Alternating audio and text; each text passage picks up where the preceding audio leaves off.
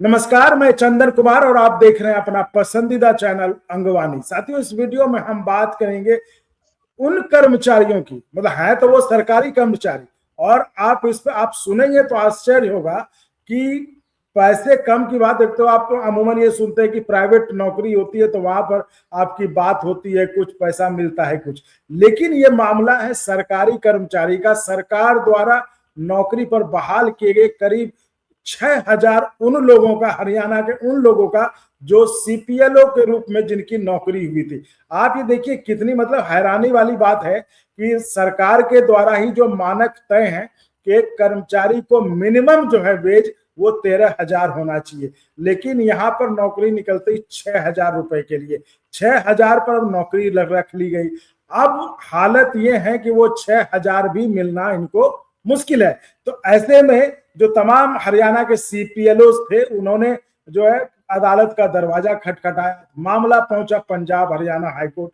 वहां पर भी इनको जीत मिली। वहां पर भी हाईकोर्ट ने आदेश दिया कि विभाग इनका कुछ करे, एक मैकेनिज्म इवॉल्व करे जिससे कि इनकी ये जो परेशानी है वो दूर हो। लेकिन विभाग, अब सरकार तो सरकार है, तो विभाग भी ऐसा सोया कि जो कोर्ट ने 1 महीने का वक्त दिया था वो भी जो है खत्म हो गया, लेकिन विभाग सोया रहा। और अब जाकर सीपीएलओ जो है उनका मतलब एक धैर्य की सीमा होती, तो वो जब टूट गया तो अब वो कंटेम्प्ट डालने वाले हैं हाईकोर्ट में। तो इसी मसले पर हम बात करेंगे और हमारे साथ चंडीगढ़ से जो सीपीएलओ हैं उनके वकील, जो कि उनके मामले को पैरवी कर रहे हैं पंजाब हरियाणा हाईकोर्ट में, अंकुर सिद्धर जी। अंकुर जी, बहुत स्वागत है आपका अंगवानी पर। Thank you sir. ये जो सीपीएलओ का मामला है ये बड़ा अनोखा मामला और अलग मामला है। मतलब अमूमन आमतौर पर हम लोग ये सुनते हैं कि प्राइवेट नौकरी में पैसा नहीं मिलता या कम पैसा मिलता है, ये तो सरकार का मामला है। तो इसमें क्या मामला और क्या अब आप लोग कंटेम्प्ट में जो जा रहे हैं, तो थोड़ा सा ये बताएं तो ताकि आम लोगों को भी समझ में आए और सरकार तक भी अगर ये वीडियो पहुंच जाए तो सरकार भी जाग जाए और समय रहते कुछ कार्रवाई हो जाए। जी अंकुर जी। देखिए, इसमें जो ये सारा मैटर है ये सीपीएलओ की रिक्रूटमेंट से रिगार्डिंग है। इनकी एडवर्टीजमेंट आई थी 2023 में, अक्टूबर 2023 में। तो उसके अकॉर्डिंग जो कैंडिडेट्स थे उनको अपॉइंटमेंट मिली। अपॉइंटमेंट के टाइम, ये अपॉइंटमेंट इनकी हुई है मार्च 2024 में।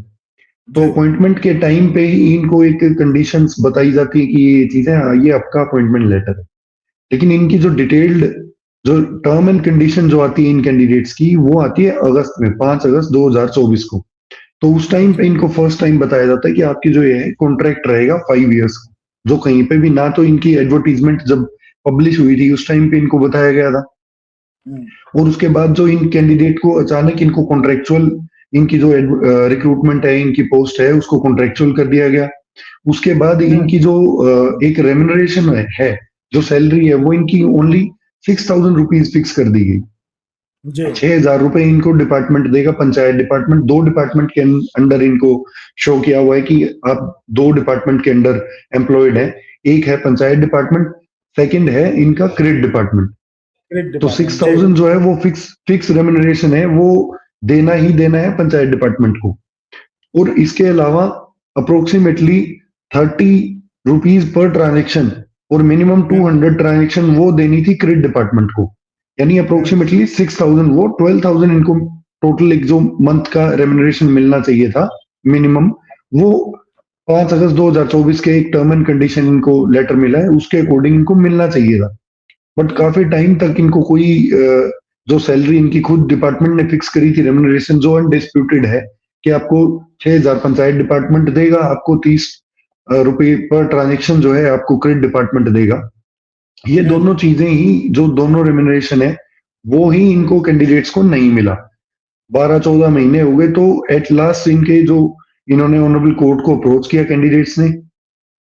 सुधीर कुमार के नाम से इनका केस फाइल हुआ और जुलाई 2025 में ऑनरेबल कोर्ट ने डायरेक्शन दिया कि आप जो कैंडिडेट्स के पीछे का जो सैलरी इनकी पेंडिंग है, एरियर, वो आप इनका रिलीज करो।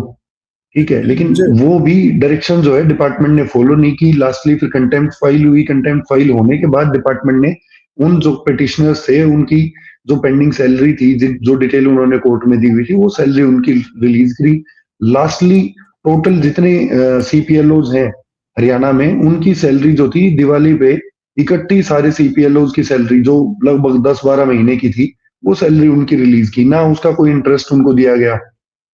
तो फिर कुछ कैंडिडेट और जो थे उन्होंने भी अप्रोच करा जनवरी के महीने में। 16 जनवरी को उनका ऑर्डर निकला था, जो सिमिलर जो पहले जो डिसीजन आया था 24 दिसंबर को, फाइनली उनका केस था डिस्पोज हुआ था, जो पेंडिंग केस था। उसमें लास्टली ऑनरेबल कोर्ट ने डायरेक्शन दी है डिपार्टमेंट को कि आप इनका जो सीपीएलओज हैं इनका मैटर रिकंसीडर आप करें, और जो 6,000 रुपए जो आपने फिक्स कर रखे हैं वो तो इवन मिनिमम वेजेस जो डिपार्टमेंट हरियाणा गवर्नमेंट की तरफ से फिक्स्ड है उससे भी वो कम है। तो वो आर्टिकल 23 का डायरेक्ट वायलेशन है, फंडामेंटल राइट का वायलेशन है इन कैंडिडेट्स का। तो आप इस मैटर को रिकंसीडर करें। तो उसमें इनको 4 वीक्स की डायरेक्शन दी थी कि आप 4 वीक्स के अंदर सारा ये रिकंसीडर करें, जो टाइम ऑलरेडी एक्सपायर हो चुका है। लेकिन अब तक डायरेक्शन का जो है कोई कंप्लायंस डिपार्टमेंट ने नहीं किया है। उस डायरेक्शन की कंप्लायंस ना होने की वजह से जो ये कैंडिडेट्स हैं ये ऑनरेबल कोर्ट को दोबारा अप्रोच करने के लिए एक तरीके से कंस्ट्रेंड है और कंटेम्प्ट पिटीशन ये फाइल कर रहे हैं। तो ये जो है यानी कि सरकार ने एक तरह से जो कोर्ट ने समय दिया था 24 मतलब 3-4 हफ्ते का, यानी कि वो तो 24 जनवरी को लगभग खत्म हो गया। तो उसके बाद से इन्होंने मतलब इनके कान पे कोई जू नहीं रहेगा कि चाहे कोर्ट कह रहा है चाहे कुछ कह रहा है, इनको कोई फर्क नहीं पड़ा। यस, जो ऑर्डर है ऑनरेबल कोर्ट का वो विंटर वेकेशंस भी थी, तो 31 दिसंबर को अपलोड हुआ था। 31 दिसंबर को ही डिपार्टमेंट को सर्व कर दिया गया हमारी तरफ से। अच्छा। तो जो 4 वीक का टाइम है वो एक तरीके से 31 जनवरी को कंप्लीट इनका हो चुका है, लेकिन अब तक इनकी तरफ से कोई एक्शन कोई,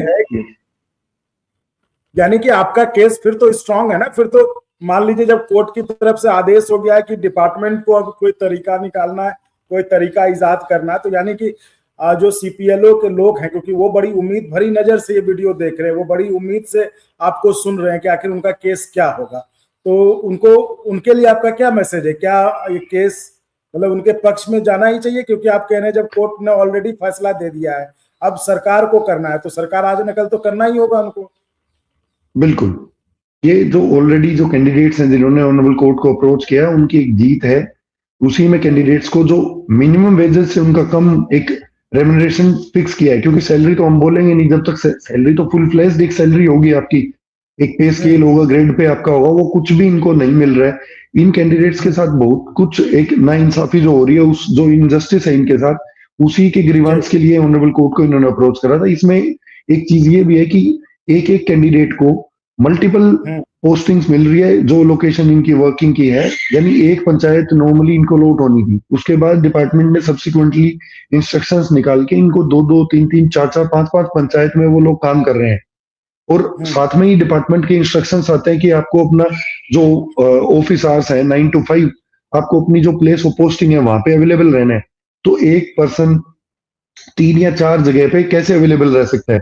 और फिर उनकी अटेंडेंस का इशू आता है कि आप अपनी जगह पे अवेलेबल नहीं थे, तो आपको फिर वो रेम्यूनरेशन भी नहीं दे रहे कि आपको सैलरी नहीं मिलेगी। क्यों? क्योंकि आप अवेलेबल नहीं थे। तो ये तो इलॉजिकल भी है कि आप एक पर्सन से उम्मीद कर रहे हो कि वो 4 जगह अवेलेबल रहे, 2 जगह, 3 जगह अवेलेबल रहे, तो वो तो इम्पॉसिबल चीज है। तो अब क्या करेंगे आप? कंटेम्प्ट करेंगे तो इसके आगे क्या होगा? क्या मतलब जो प्रक्रिया होती है कानूनी प्रक्रिया, उसके हिसाब से क्या होगा?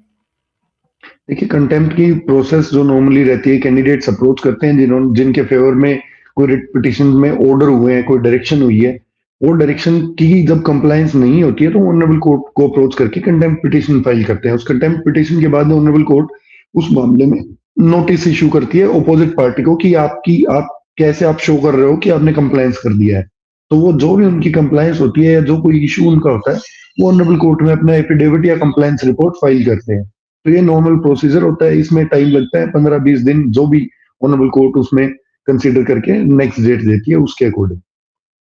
मतलब अब कुछ भी कर ले सरकार को ये करना पड़ेगा, भले जो 1-2 डेट ले तो ले ले, लेकिन अब सरकार इससे पीछे जा नहीं सकती। जो कोर्ट ने आदेश दिया वो कोर्ट के आदेश को मानना होगा, यही कह रहे हैं ना आप? यस, सर्टेनली, बिल्कुल। तो चलिए साथियों, इस वीडियो में फिलहाल इतना ही।